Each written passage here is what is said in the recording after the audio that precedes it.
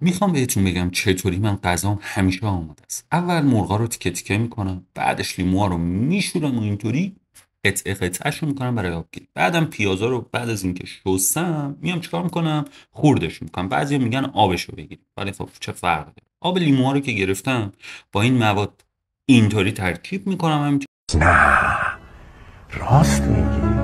عجب. همینطوری که میبینی. بعدش میام چیکار میکنم؟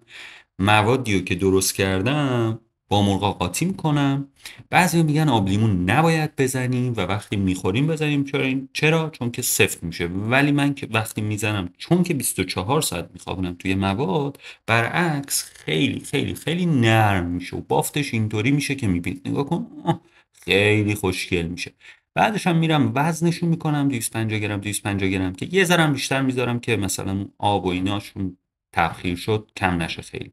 میذارم توی فریزر. هر موقع هم خواستم بخورم، بسته رو راحت در میارم، یه 20 دقیقه قبل از اینکه بخوام بخورم بذارم توی هواپس با دمای 180 درجه، هولوش 20 دقیقه 25 دقیقه دیگه غذا آماده است.